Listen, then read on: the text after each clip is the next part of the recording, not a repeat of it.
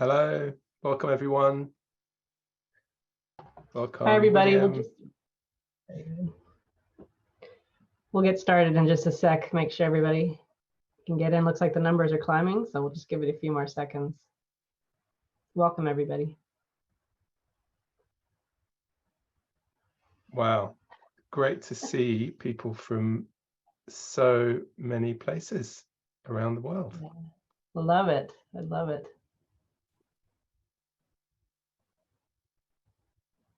All right, I think I'll give it to 100 and then I'll kick off.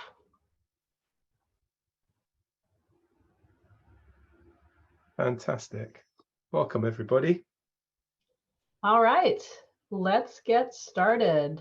Hi everyone. I really am so excited to be here today. Good morning, good afternoon, good evening. It's as Saul said, it's wonderful to see people joining from all over the world.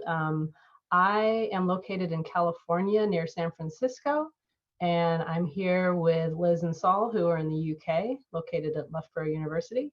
And it's just really nice to be here, and we're going to be talking about interruption and what does interruption really mean when you're dealing with a CUI, a conversational user interface. So we are going to kick things off. Sorry, my control is a little bit slow, so I'm just waiting for the screen to change. There we go. All right, I'm going to start things off with the current state of what we call interruption in CUIs, Barge-in, in voice and chat systems. And then Liz is going to take on talking about how humans interrupt, and there's different kinds of interruption, such as something called overlap. And then Saul is going to finish up with a little bit of thinking about, boy, this is slow. Thinking a little bit about the future of what CUIs could do. You know, could they interrupt? Should they interrupt? Is that a good idea? And then hopefully we will have time for, we should have some time for questions at the end, assuming that my control of the slides speeds up a little here. I don't know why it's so slow. My goodness. Cathy, do you want me to just move the slides? Maybe, yeah. Why don't I give control back to you? It doesn't seem to be responding. Yeah. Sorry, folks. We will just fix this the old-fashioned way and do the whole next slide thing. Next slide. Next slide. All right. So what does it actually mean when we say interrupt a computer, right? I mean, it could mean a few different things. But to start with, I actually want to go back in time a little bit. Next slide. To the early 2000s, little company called Tell Me. I don't know if anyone's heard of it. I used to work there. They were acquired by Microsoft and they no longer exist, but they built a lot of automated phone systems, IVRs, and they had something that was really quite innovative at the time. Remember, this is before smartphones. They built something called a voice portal, which had a phone number that anyone could call, and it would give you weather, sports, you could play games. And one of the key features was Barge-in. You had to be able to barge in. So I'm going to play a clip actually. So although the company no longer exists, somebody still has the system up and running, and you can actually still call it. So I recorded myself calling it to demonstrate what it was like. The recording's a little long. It's about 2 minutes, but what I want you to do is listen for two things. I want you to listen for when the system is asking me to interrupt, and also when I'm interrupting. So if you could go ahead and play the clip, Liz. Hi there, welcome to Voice Info. Main menu. When you hear the category you want, just say it. Finance, News Center, Sports, Weather, Entertainment, Travel, Wake-up calls, Instant Alibi, or my favorite, Weather. That's all. All right, Weather. When you're done there, say Main menu. Weather. Say a city and state, enter a zip code, or hang on while I get your forecast for Chattanooga, Tennessee.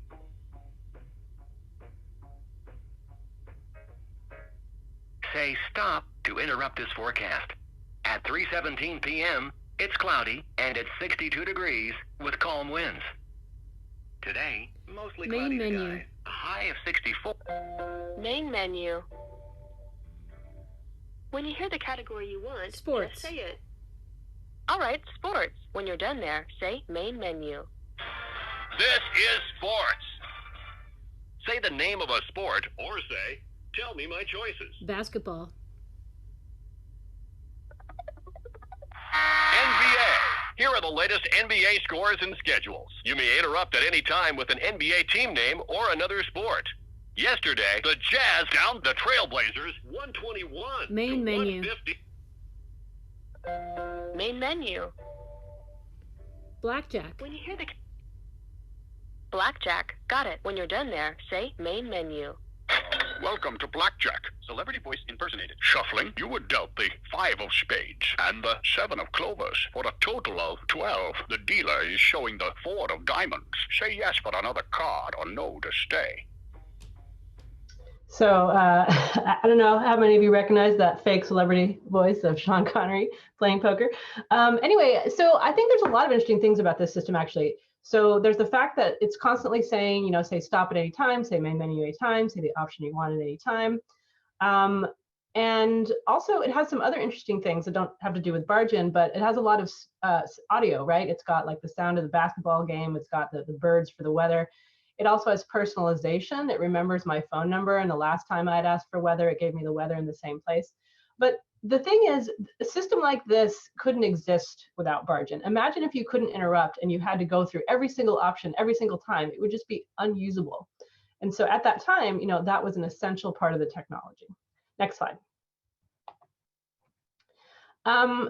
So, you know, this is, remember, again, before smartphones, before smart speakers, before smart displays. This was one of the only ways. I mean, there was the web, but this was one of the only ways to get things over the phone, and you know, it was just essential. Next slide. But what about voice assistants? What about Barge-in with voice assistants? So we don't have the same type of Barge-in, of course, but we do have other types. Mainly, it's the wake word or the hot word. Hey Siri, hey G, Alexa. Sorry if I'm triggering all your devices. I always say hey G, so I don't trigger mine. And that is a very crude form of Barge-in. That's kind of like the hammer of Barge-in, right? It's just like stop everything and listen to what I have to say. Which you have to use the system at all. Then we have other types like quick phrases. For example, on the Google Assistant, when the timer is going off, you can just say stop. You don't have to say the hot word first. And they've been adding additional quick phrases recently. You can say things like turn on the lights without the wake word. You can say, if the phone call is coming in, you can say answer call or decline call. So that's expanding a bit. And then a very new one on the Google Nest Hub Max, if you look at it, mine is over here, I'm looking at it. If you look at it, if you have it enabled, it does face recognition and voice recognition, so that if you're looking at it, you don't have to say the hot word, and that's very interesting as well. But you know, why don't we have traditional Barge-in on voice assistants? Well, I have a couple of theories. One is that the way we use voice assistants and an automated phone system, they serve different purposes. When you call a phone system, you are often engaging in a multi-turn conversation. You have something to get done. You have to go through multiple layers. Barge-in is really important. With voice assistants, it's very often a one-off, you know, play this song, answer this question, set this timer. And so Barge-in isn't really needed as much. Another reason is just technology-wise. When you are calling a phone system, you know, you have the phone like this, it's very easy to tell who's talking. Am I talking to the system? Yes, obviously. If you have a smart speaker sitting in the middle of the room with its directional, with its far field microphones, lots of people are talking. I'm talking to myself. How does it know that I'm talking to it? It's a much harder problem. Next slide. And you know, when you think about interruption, I don't know about you, but to me, it's got a negative connotation. You know, as kids, we're told like, don't interrupt, it's rude. But how do you feel about interrupting your voice assistant? I know generally if I say the wake word, it's fine. But if the timer's going off and I'm like, stop, stop, stop, because it's not hearing me, I'm annoyed, but I'm also feeling maybe a little rude. So I'm sure it varies by person and situation. Maybe you never feel rude, maybe sometimes you do, but it's an interesting thing to think about. Next slide. But as Liz is going to talk about very soon, not all interruption is the same. You know, as I've been learning more about conversation analysis and how humans talk, I'm learning about things like overlap, which can actually be a positive in the way we communicate. You know, it can show that I'm really engaged with you, that I'm not just sitting here like a stone as you talk to me.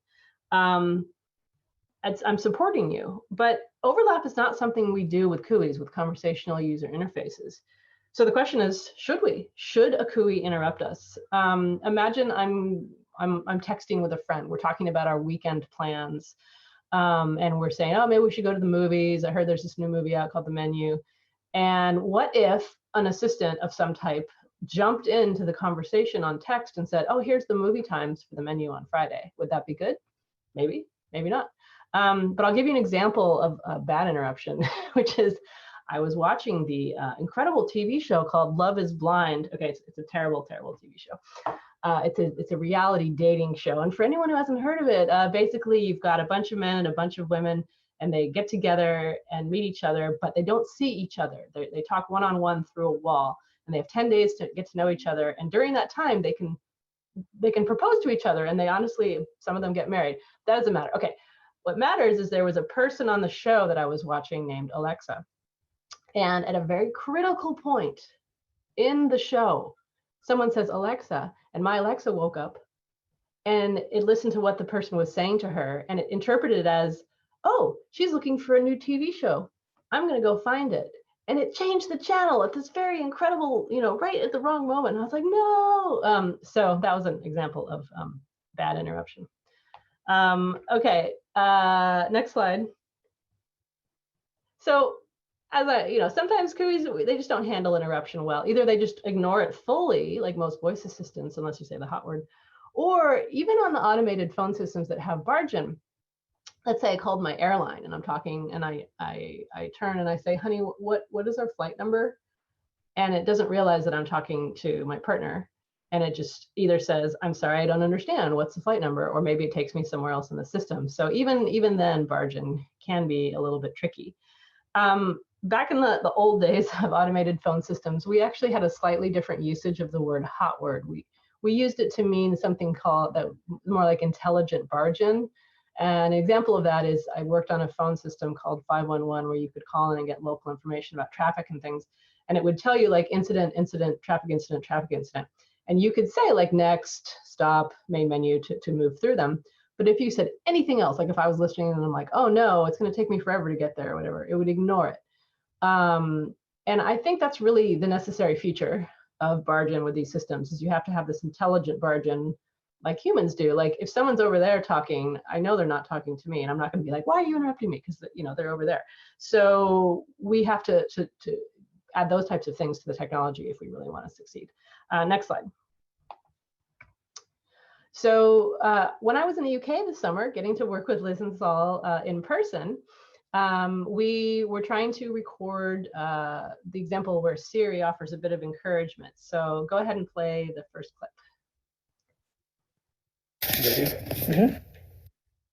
So this is we were just getting started, and Saul says to Liz, "You ready? Like to be recorded?" And she's like, "Mm-hmm." Okay, now go ahead and play the next two. Hey Siri. Mm-hmm. Hey Siri. So some of you may not have witnessed this with Siri, but what it does now is if you pause too long after saying the wake word, it chimes in with like I'm still listening. But I think what's really funny here is that this first interaction between Liz and Saul was you know, they weren't trying to do that on purpose. That was just a natural like which I think is really funny. But I want to point out the timing differences. So for the timing with Liz, it's like, you know, really fast. Like her comes 0.2 seconds after Saul's "you ready?" Whereas Siri is 2 seconds. It's a lot longer. Why is it such a longer pause? I mean, I don't work at Apple, I don't know, but I can speculate that they did a lot of testing with this and they experimented with different pause lengths and found that this is probably the best one. And, you know, why would that be? I think it just points out that sometimes we think, oh, we just have to mimic exactly the way people talk because that's how they're going to talk to their voice assistants. But in fact, it's not always the same. And I suspect if Siri's was 0.2 seconds, it would be too soon. And people would start cross talking, and you know where you go and you're interrupting each other. So obviously the longer pause when you talk to Siri is more appropriate. Next slide. This is the last slide for my section. Basically, what I want to say is, if you design conversational user interfaces, I really want you to think about your definition of interruption, especially as you're listening to Liz and Saul in their sections and you learn more about how humans interrupt. What would it mean if we adopted some of that for a CUI? Should we? The technology may not be there yet, but if it were, what would be the right way for us as CUI designers to do so? And now on to Liz. Thanks, Cathy. So yes, so in this second section, I'm going to talk a little bit about and demonstrate how humans interrupt each other, and also what the communicative conversational purpose and functions of these interruptions and overlapping talk is. And I'm going to start with a clip from that American sitcom classic Friends. In case you've never seen Friends, it was a very long running series about a group of 6 friends living in New York. And this clip comes from a storyline which focuses on Monica, who's there indicated on the screen. And she wants to have a baby, but she doesn't have a partner. So she's decided to visit a sperm bank. And her brother, Ross, also there on the screen, is trying to discourage her. So in this first bit of the clip, what you're going to see is Ross saying, "You can't do this, Mon. If you do this, I'm gonna..." And then he hesitates and stumbles over what he is going to threaten her with. So let's hear that. You can't do this, Mon. All right, if you do this, I'm gonna. You gonna what? Okay, so she interrupts him here, and then we carry on with the scene. I'm gonna tell Mom. Okay, so here, this isn't really an interruption in the script, and the laughter is about threatening to tell their mum when they're both grown up. They're not laughing, the audience isn't laughing at that interruption. But in the second part, a few seconds later in the episode, they're still talking about whether or not having a sperm donor baby is the ideal way to have one. And now interruption is going to become part of the script. So this isn't the ideal way to do something. It's not the Lips way? moving, still talking. So in this clip, Monica hasn't finished her turn when Ross starts talking in overlap. And this is treated as a violation of turn taking by Monica, who stops what she's doing to chastise Ross, lips moving, still talking. So this is a sitcom, and so the audience laughs. In ordinary talk, maybe the parties will laugh, or maybe they'll start to have an argument. But what's interesting is, to generate this scene, Ross must begin speaking at a point where Monica has obviously not finished her turn. And so what we're interested in is that sort of tacit knowledge that is needed to both write and act the scene.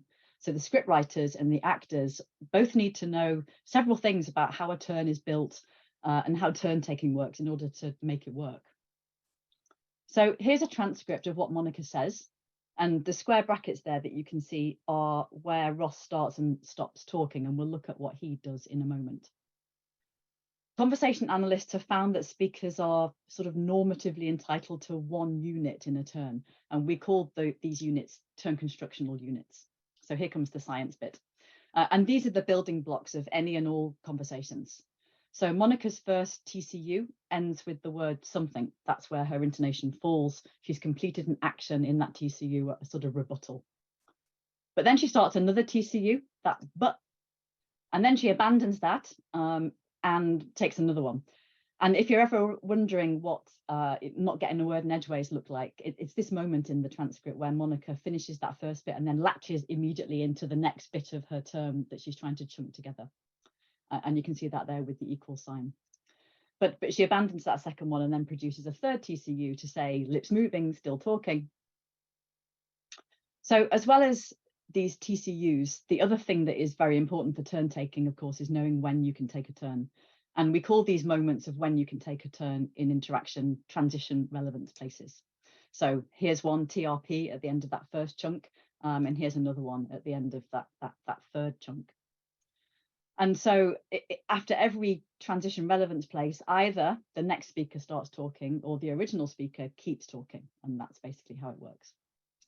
So here's Ross's turn, and you can see it there, sort of straddling much of Monica's turn. And we call this technically an interjacent overlap. So Ross begins talking when Monica hasn't finished. And he produces one TCU and there's a TRP at the end of it. Now, if you want more of this and you like all this technical stuff, then we can send you an article where all of this stuff is spelled out in a lot more detail.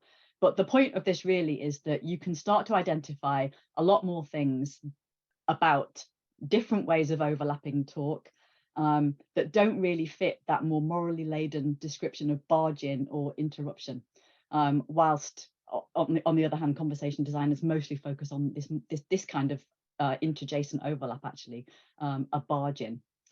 And I'm going to give you examples of some of these things. So, for example, transition space overlap can occur very innocently when the current speaker is uttering, reach the end of a possible unit of talk, and then they continue as the next speaker starts. And I'll show you that in a moment. Another common form of overlap is called last item onset, when the next speaker starts up while the current speaker is uttering the last word or syllables of their turn. And I'll give you some examples of this as well. Then there is post-transition onset. So all of these technical things that have been described many times by conversation analysts. And all of these things are quite often collaborative rather than competitive. And the stereotypical kind of interruption, which is the one that we saw in the Friends transcript, is this last one, this interjacent overlap, where the incoming speaker starts talking before the current speaker has reached a point of possibly finishing their turn. And these are the ones that can feel unwelcome or competitive.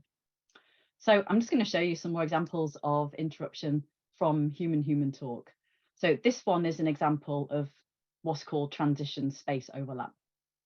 And you're going to see a real call. The voices are anonymized, and it comes from the end of a telephone conversation between a member of the public to a neighbour dispute mediation helpline. So the caller's got a dispute with an upstairs neighbour, but he's agreed to mediate. And as the call is ending, the caller's going to take an opportunity to display his reasonableness and how lovely he is as a good neighbour to the mediator. Here it comes. I mean, half the battle of, as you're aware, of high-rise living is to get on with your neighbours, and generally we do in this block. So there's the point, as the caller says neighbours, where you can see that equal sign again, and he's rushing to sort of get into another chunk of talk. And it's at this point that the mediator comes in to say, absolutely, yeah. And so here, the overlap doesn't compete with the caller at all, but in fact positively assesses and aligns and affiliates with the caller's stance towards what a great neighbour they are.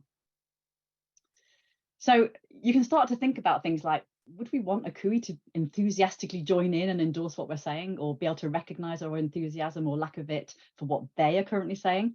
Or isn't this really the kind of thing that we should be aspiring for our voice assistants to be able to do? But here's another example of this interjacent overlap where someone interrupts in that classic sense. And this one is from the start of a police negotiation with a person in crisis. And what you're going to see is that the negotiator is kind of trying to hide the fact that they are a police officer by saying, my name is David, but the person in crisis wants to know who they really are. Hello, I'm just here to try and help. Yeah, who are you coming from? Where? I'm from the police. So on lines 3 to 4 of the transcript, you can see a delay there, line 3 of 0.6 of a second. And then what happens is the interjacent overlap. So the negotiator starts talking again at line 4, but it's here that the person in crisis interrupts to halt the production of the negotiator's next turn. So they basically want to stop the negotiator carrying on in the trajectory that they're headed so that they can establish something else about who it is that they're actually talking to. This next example is a call to a contact center from a caller who's a customer of a holiday sales company. And in this one, what you'll see is that the customer needs help from a human call taker after struggling to use the online booking system. And I just want you to watch here for the laughter from the salesperson. And the laughter is there to sort of affiliate with the caller's dilemma, but she's not trying to take the floor away from the caller or stop the caller explaining why she's calling. And you'll also see that the caller kind of merges her turns with the salesperson. So they talk in synchrony. Good evening, Jay. How's you speaking to? How can I help? Hi, good evening. I'm trying to, I'm a lady of a certain age and going online gives me a headache. I don't know what I've pressed now. I'm trying to do a booking. Could you check the availability? Okay, in this one, we're going to see an example that shows how it doesn't even take an overlap or clash of voices to make an interruption happen at all. And this is from an interview between a suspect, a suspect of a crime, and a police officer. And you'll see that in this interview, you can halt somebody else doing something without actually interrupting them at all. Do you think that your behaviour, coupled with the other 12 or so that came out... No, I've got a mind of their own, so we can... Are you going to let me finish what I'm saying? Yeah, yeah. No, I haven't finished. I'll stop talking when I finish. Do you think that your behaviour... So here the suspect halts the police officer's attempt to build that action, that first question, but doesn't actually talk over her. And then what you can see at the end is, to get back on track, the police officer restarts the question at line 14 by recycling what she'd originally tried to build as her question at line 1. Okay, so finally, we want to show you how examples of overlaps, these different types of overlaps, can tell you a lot about what counts as effective conversational experience. So I'm going to show you a patient calling their doctor's reception to make an appointment. And we're going to join the call just as the patient is reciting her patient number. And what we're going to see is the end of a successful call in which the receptionist summarises the details of the patient's appointment, and then collaboratively they will end the call together. And as this call comes out, you will also see 2 examples of what we call last item onset of simultaneous talk in the clip. It's 2, yeah, that's lovely, that's great. Okay, so that's 8:50 on Wednesday the 8th for you. Right, thank you very much. Okay, bye. But in contrast, in this second example of a call to a patient, a GP surgery, the patient's also made an appointment. But here, rather than the receptionist confirm the appointment, the patient has to really push to get that confirmation. So here it comes. Okay then. So that's the 16th? The 16th at 10 past 11. So in fact, we can see at lines 3 to 4 where that first overlap happens, that the receptionist is moving to close the call before the patient is ready to finish it. And they both start talking at the same time. So the receptionist still gives the patient confirmation of her appointment, but not until the patient has pushed for it by interrupting the receptionist's attempt to finish the call. And in my research, I found that the more of these types of interruptions that occurred in calls, so where patients have got to sort of stop the receptionist by interrupting to make sure they don't just hang up the call at the end, and to get that final piece of information, the more of that happened, the lower the satisfaction ratings were for the surgery.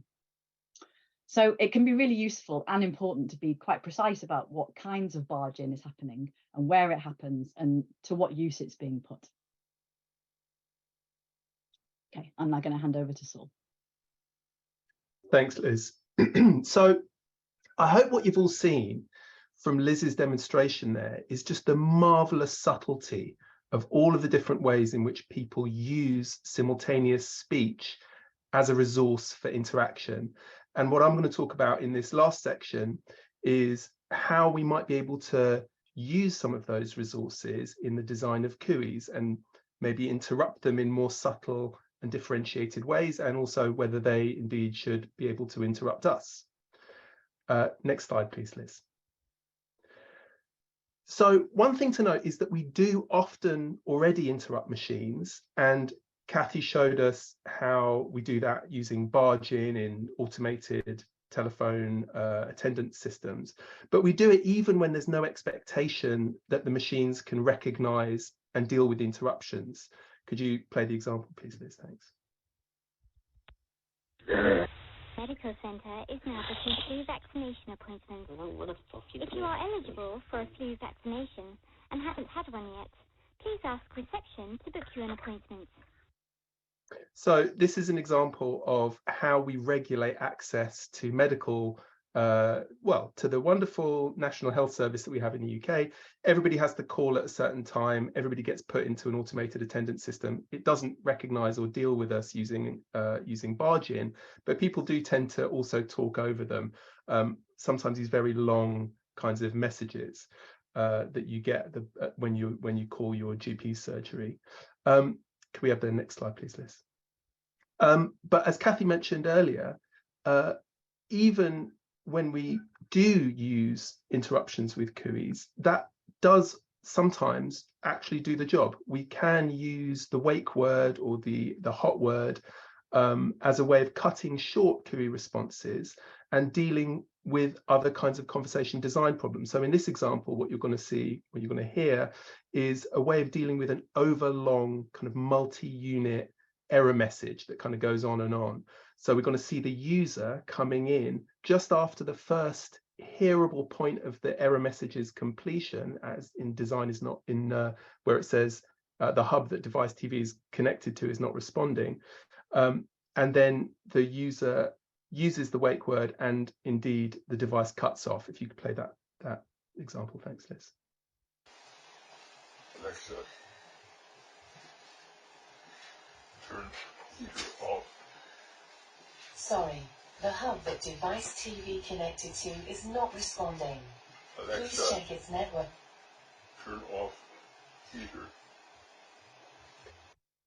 So you can see this is actually a functional design that users spontaneously implement, and it works reasonably well. But wake words aren't how we usually do interruption. They can effectively claim the floor, as in this example, but they do have some analogues in human interaction in very specific settings. So usually where there are explicit rules about who can speak and when. If we could move on to the next slide, Liz. So one example of this is in, for example, the House of Congress in the United States. There are rules about who can speak and when. This is a clip some of you may recognize. I think it's from 2018, and you'll see Representative Maxine Waters interrupting the former Secretary to the US Treasury, Stephen Mnuchin, during a congressional hearing, and where, by the rules, Waters has the right to reclaim her time. And you'll hear her using that phrase if she feels that the person she's questioning isn't answering her questions. Could we play the example, Liz? I was going to answer that. Just please go straight to the answer. Mr. Chairman, I thought when you read the rules, you acknowledged that I shouldn't be interrupted and that I would have reclaiming my time. What he failed to tell you was when you're on my time, I can reclaim it.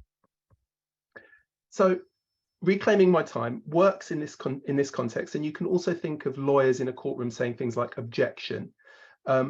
But this isn't usually how we claim turn space. It only works where there are explicit, mutually acknowledged rules, and there's a referee to enforce them, as happens later on in this clip. So in everyday talk, these turns are normally organized in ways that don't rely on kind of institutional forms of authority, where only one party can do the interruption, and where there were only so many kinds of actions that conversation design could accomplish if we're using this crude interruption token like the hot word. What we really want is a range of ways to harness different kinds of simultaneous talk as a resource for solving what Emanuel Shegloff, one of the founders of conversation analysis, describes as the turn-taking problem. Who gets to do what next? So in fact, when we see CUI design using these kind of crude interruption tokens like wake words to manage turn-taking, in some circumstances, these actually cause more problems than they solve. And I'm going to show you an example of that, where there's more than one wake word activated device in the room. Next slide, please. So here, what you're going to see is the user summoning Alexa twice when he means to summon the Siri agent on his phone. And then despite his attempts to interrupt, he really can't get a word in edgeways. I'll play through it sequence by sequence so that you can see what's going on. So first we're going to play the first sequence, and this is a summons response sequence with Alexa, and you can see the response because the wake light comes on, that little blue bar running down the line numbering of the transcript. So if we could play the first sequence, Liz. Alexa. So that's the silent response, is that wake word coming on. So after the user says wrong one under his breath, we'll then get a second summons response, but this time with Siri. And Siri at this point didn't do the yet, it did the little responsive beep that shows that it's listening for instructions. But because Alexa is also still listening, as you can see from the wake word on line 7, 8, and 9, we also get a kind of wisecrack response from Alexa. If you play the next segment, Liz, thanks. Hey Siri. I think you've got me confused with someone else. So finally, we get the third sequence, and this time it gets confusing. Siri treats Alexa's wisecrack as an instruction and begins to give this very long answer. And here the user attempts to interrupt the chaos using the wake word, but as you can see, it doesn't quite work. Could you play it? Thanks, Liz. I think you've got me confused with someone else. I don't know what that means. Alexa. If you like, I can search the web for, hey Siri, I think you've got me confused with someone else. Now, eventually the user actually just gives up in this interaction, and we never find out what the original intention was. But what I want to say here is that, of course, there are device arbitration methods technically that work on a protocol level when we're using compatible devices from the same brand and the same manufacturer. But as more and more CUIs from different manufacturers, some of which use wake words, enter the home, there are good reasons for thinking about opportunities that we have to design more sophisticated approaches to managing interruption and simultaneous talk. Next slide, please, Liz. So a few what ifs. What if in the last example, we'd had forms of interoperable device arbitration on a technical level? So systems maybe that instead of working on a protocol level, listened to the audio in the room and chose when the next turn could be taken depending on whatever was happening in the environment. One possibility. But then the broader understanding, the more sophisticated differentiation between kinds of simultaneous talk that Liz described earlier could also unlock other possibilities that could involve the CUI even interrupting human speakers. So could a CUI finish a sentence? So when something's on the tip of your tongue, could it maybe hear you doing what's his name, and then give you a suggestion informed by a contextual search? Or even could we imagine an app that intervenes when somebody in a meeting or in a room makes a sexist or a racist slur, or when one person is dominating in a meeting? And we know from studying workplace interactions that it can be extremely difficult for people to point out that kind of thing in the moment. And even if it's a light-hearted thing, like the kids court Alexa skill, some of you may have seen this, you can open the kids court to deal with children blaming each other for various kinds of things. It could still defer the device, it could defer to the device while still surfacing the problem of a slur or something untoward happening as an issue for discussion without singling anyone out as the complainer. I'll just hand back over to Cathy now for some discussion points. I think we've brought up quite a lot here. Yeah, so thanks, Saul. Just to finish this up. Basically, you know, I hope what you take from this presentation today is really thinking about our responsibility as CUI designers and developers to sort of reimagine the future of CUIs and take the pieces of conversation analysis, take the pieces of how humans do interruption or simultaneous talk. We don't have to call it interruption. You know, we learned about overlap. And think very hard about what would we want to do if we could, technically speaking, what would we want to do with our voice assistants, with our chatbots, if we could both interrupt them in a different way and have them interrupt us, and just, you know, expand your mind, expand your imagination, and think what would actually make sense. It's obviously not going to be just like humans do it, but what are the pieces that we might apply to CUIs that could really elevate the experience and the conversations we have now? Next slide. So I think we are ready for some questions.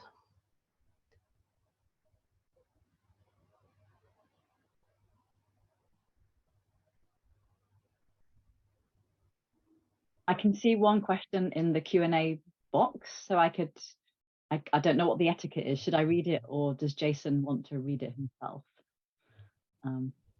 Jason, if you're there, do you want to?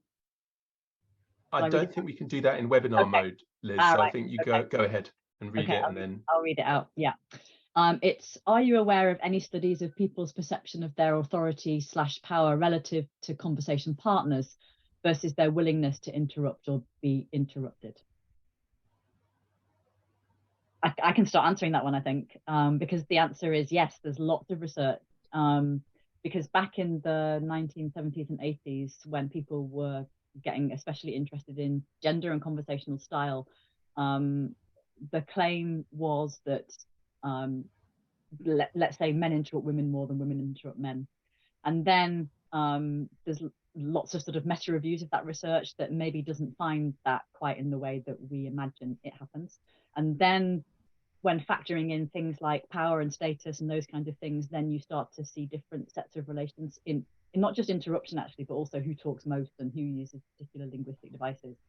So there is actually quite a big literature out there, and I'm happy to stick a few references in the chat. I don't know if Cathy or Saul want to say more about that, but there certainly is a lot of research out there about it. I might just say something very briefly about even the Maxine Waters clip that I played. I think what you see in that clip is, interestingly, not an effective interruption happening because of the rules. What you actually see is a kind of theatre of political conflict that is produced through the non-observance of the rules. So even when we have these rules, and you see that there's certainly authority and power vested in the institution of Congress, by not adhering to it, or by adhering to it in selective ways, or having to remind people of the rule, it also produces other kinds of interactional opportunities. So there's a real richness to the way that these kinds of rules get used, and indeed every study of institutional interaction will show you those kinds of dynamics at play. Okay, I'll keep reading because there's more questions coming. So the next question, thanks for the great presentation. Thank you. Have you identified any specific ways that CA can be applied to CUI design within the constraints of today's major platforms? Just while Cathy and Saul are thinking, the first thing that springs to mind is actually one of the reasons that Cathy and I got in touch in the first place, which is about the intonation of questions. Do you want to say something about that, Cathy? Yeah, this was during a talk I was giving at the Google Developers Conference, Google I/O in 2019. Oh my gosh. And text to speech is imperfect. When you ask a question, there's often this idea that they always have to go up at the end, like "How are you?" When in fact, questions often end with a downfall of intonation. And it was something I was talking about in my talk. And the thing about TTS is that you don't necessarily have control over the intonation unless you have special tools. So I was talking about some hacks, like putting a period instead of a question at the end of your text, so that the text-to-speech would read it out correctly. So Liz saw that and tweeted about it, and that's how we first got together. So there's just one example. And the book that the three of us are about to embark on writing right now is really going to dive deeply into that whole topic of what is it about conversation analysis that can be practically applied to conversation design. Anything to add, Saul, or shall I read the next one? Okay. So the next one, is technology, especially related to voice assistants, ready to handle some of these kinds of interruptions? I mean, I think I would say kind of.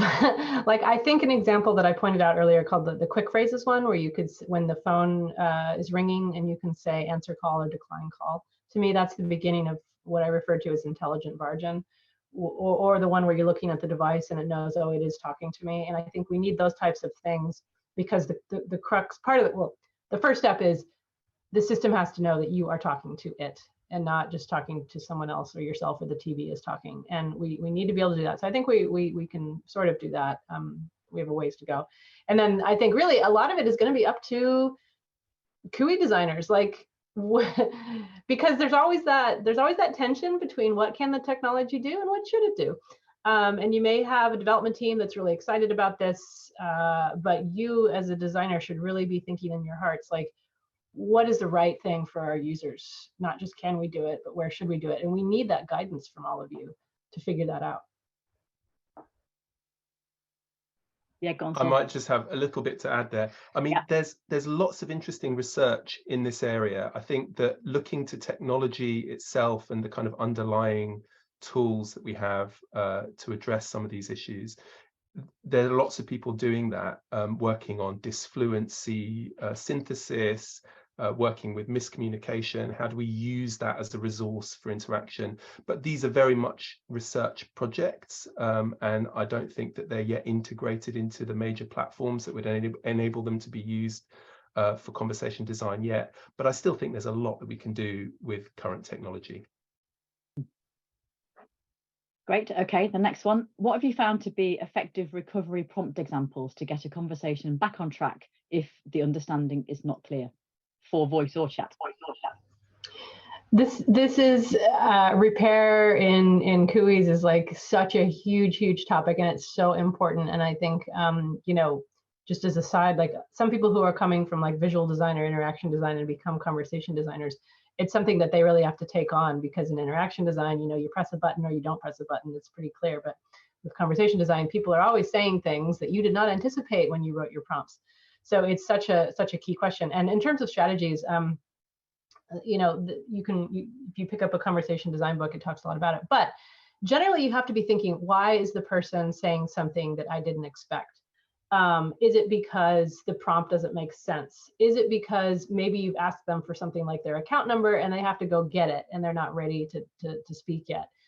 Is it because they're trying to do something that your system can't handle? So for example, if you have a travel booking system that only does flights, and then the person comes and says, I want to rent a car, you could just say, I don't understand, but that's not a very good prompt, because what will happen, the person will then say, can I hire a car? Can I get a car? Can I blah, blah, blah? Because they don't know that you can't do that. So some part of repair is to say, sorry, I cannot book a car. Acknowledge as a human, as a real concierge would. I wouldn't just say, I don't understand. I would say, oh, I'm sorry, I can't do that. Would you like me to get you tickets for the theater? So there's escalating errors where you remind people what you can do at that point. But it's such a crucial part of you know, doing what's needed. And of course, if you're in customer service, you need to give them an escape hatch. You need to say, we're struggling here. Do you want to talk to a human? Because at some point you just need to get them help. Okay. The next one, from the examples, it seems like the user's recipient designed their talk when speaking to CUIs, clearly treating the recipient as a machine, not a human. How can we integrate features of overlap with this in mind, that humans don't talk to machines in the same way that they talk to other humans? We've talked about that quite a lot between us, haven't we? Who'd like to go first on that one? Yeah, Saul, and then Cathy. I mean, sure. People absolutely modify their talk. They make, you know, they use simpler syntax. They talk more slowly, especially people who have more technical knowledge. And there's a lovely paper called "Why That Now," spelled N-A-O, by Hannah Pelikan and Matthias Broth, which shows that kind of in a user test. But I'm wondering whether, as we become more adept at harnessing naturalistic forms of interruption, whether people may begin to lose that need to modify, or at least in certain ways. And one of the things that I see all the time looking at interactions that people have with their Amazon Echo devices is that they do almost unintentionally still use human-human interactional devices, even if they're very aware that the machine doesn't respond to them. So even the fact that people leave a pause between the wake word and the command is evidence that that's so pervasive, because there's no need to leave that pause, and yet even people who are very technically skilled still do it. So go ahead, Cathy. No, I didn't have anything to add, but yes, I did. It's funny. I was doing usability testing at work one day, and someone came in and they did not pause. They just said, "Hey, G, what time is it?" And I was like, because I still do it, and I'm like, yeah, you really don't have to. But I guess maybe I still have doubts, so I always wait till I'm pretty sure. So that's really interesting. Okay, the next one, which is actually connected a little bit to a question in the chat as well. So the question is, if you're designing for an international audience, what's the best way to take into account the differences in cultures where interruptions might be more or less acceptable, or when people need to take longer to respond? And the example situation here is if they have a medical condition. But there was a question also in the chat about whether or not interruption is present in all modern societies / speakers. So is interruption universal, I suppose, is the question. And how do we take into account if it's not, or in terms of a context? Who wants to have a go at that one? I can take the second part, but if you all have stuff to say about the international interruptions, go ahead. I mean, Liz, you could talk about that, I suppose. I think that's in your wheelhouse. Yeah, I mean, I you know, conversation analysis is a discipline that runs across lots of the world's languages, more and more, in fact. And there are some papers that do comparative analysis of multiple languages doing similar actions. And some of those are sort of arguing for at least a universal machinery for turn taking. So at least what that would mean is the same kinds of things that build turns, like those turn constructional units, and the same mechanisms for turn taking are present in the languages that these researchers are studying. I know that there was an article recently that was trying to sort of show that some cultures do because they do lots and lots of like highly involved interruptions, somehow that makes that system fall over, but it doesn't really. It just reinforces the fact that everyone is oriented to the same sort of underpinning machinery for interacting with each other. So in that sense, I think the machinery that makes interaction happen, you know, I'm gonna go with the researchers that are showing that that's pretty universal across languages. Other colleagues might want to say something else. We do tend to imagine at least some cultural differences without really thinking about what we mean by culture, which is a vast, huge category, which we tend not to, you know, pin down in any distinct way. I think it's at least easier from this point of view to think about languages and what happens in different linguistic cultures, maybe, rather than culture in that rather amorphous kind of way. Yeah, anecdotally, someone told me they were speaking with some Japanese colleagues, some Americans were speaking to Japanese colleagues and saying that Americans won't give you as much pause, and if you want to hold the floor to shorten your pauses. This is more anecdotal, so I don't know if it holds up in the data, but I thought that was interesting. But about the second part of the question, which was like, can technology handle things like maybe somebody who has a stutter or something like that? And I think that the thing with Siri, and Google announced a similar feature at I/O coming later this, which is, yes, exactly. We need to have a more adaptive, like right now, when these systems first came out, and when phone systems first came out, we had this end of speech timeout, and it was you know, almost always the same, like 1.5 seconds before we would say, okay, 1.5 seconds of pause, you're done.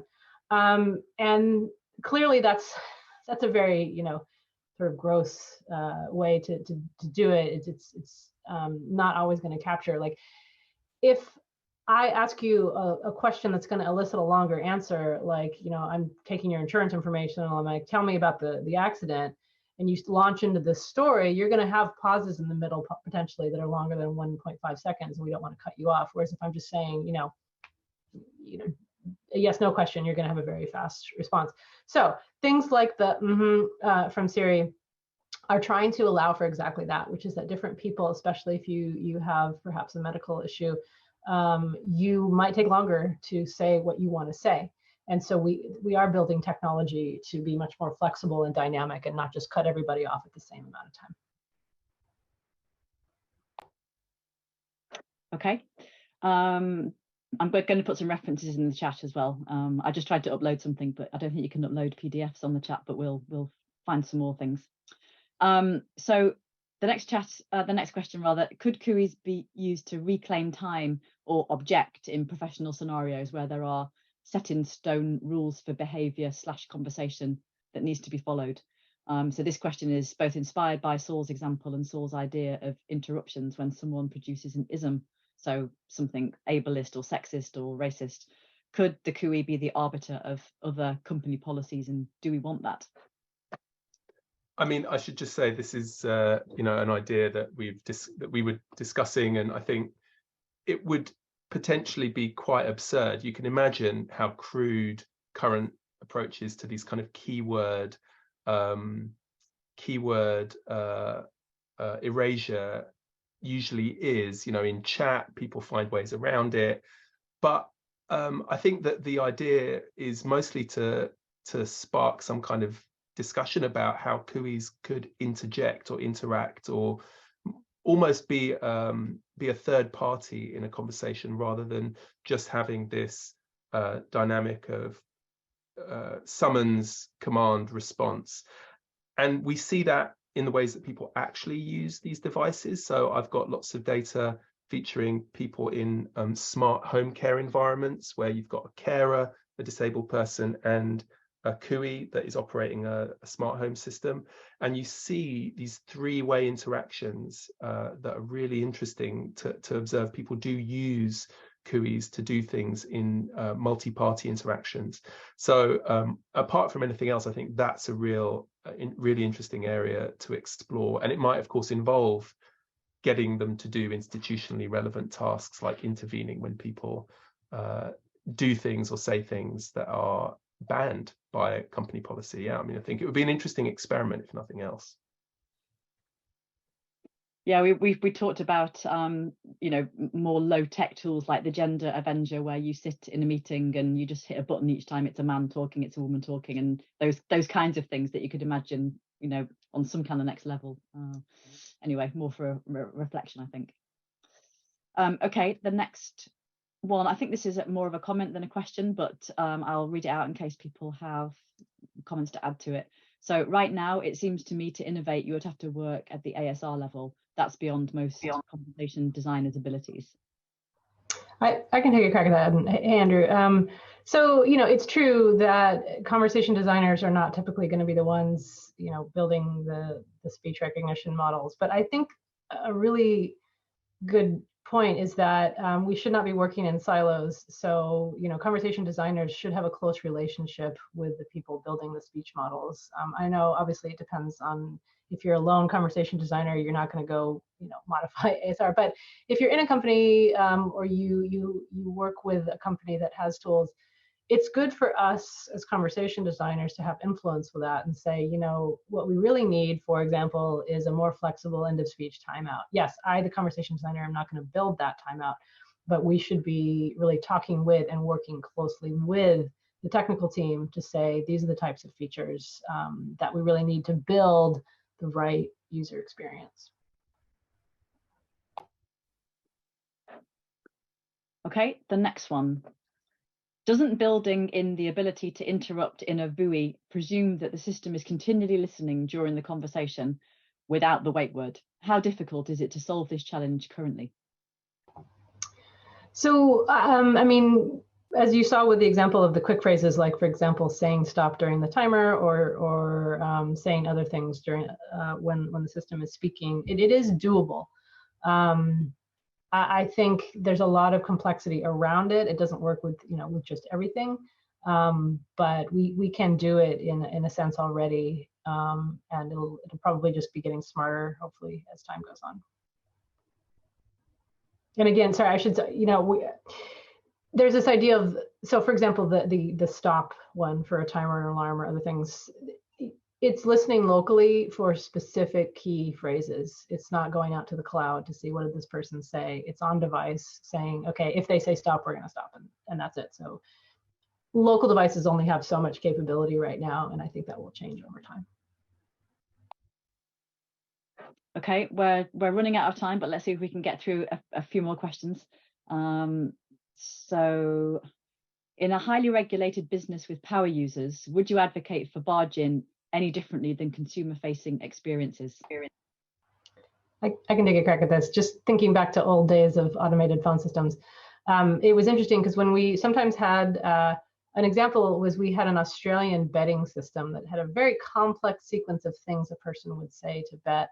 This isn't specifically about Barge-in, but the point is they would reel off this incredibly complicated, you know, many word sentence, and we would parse all the things. And so I think if you have a system that an expert user is using, to use it every day, like in a warehouse, boom, boom, boom, boom, then yeah, you're going to want to present it in a different way than someone who's calling their insurance company once a year.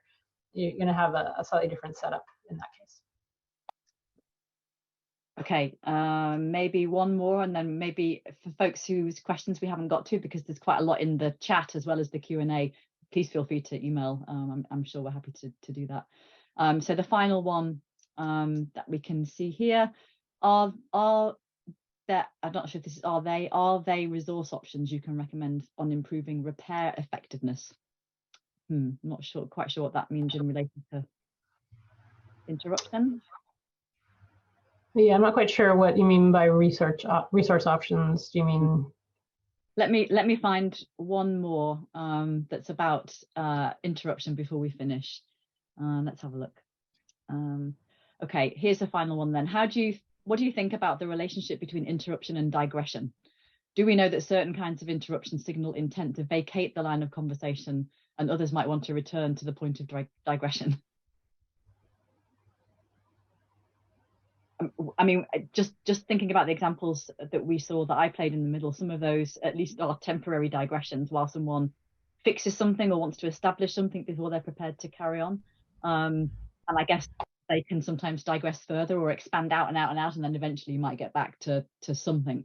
And what we see in the mechanism for doing that often is, again, we saw the examples of this where someone will sort of recycle something that would happen much earlier to kind of restart that sequence. So you certainly see interruption happening to initiate sequences that look like those digressions, and whether they get back on track. I think I'm right in saying mostly they would fairly quickly, but sometimes they might not, and you might not ever go back to the thing that was said 5 minutes ago. Okay, I think we're out of time. Thanks so much for all the questions here. There's lots of stuff in the chat that we haven't had time to get to, and we really appreciate. I think we'll have to follow up by email. We will. Yeah, can you do the last slide? The last slide, Liz. We didn't show that. Yeah. So if you want to get a hold of us on Twitter, those are our Twitter handles. And our book about this subject of applying conversation analysis for conversation design is coming out in 2024. Okay. Thanks, everyone. Thanks, everyone. Thanks. Bye. Good to see you. We'll follow up with questions. Thank you for your questions. They're very much appreciated.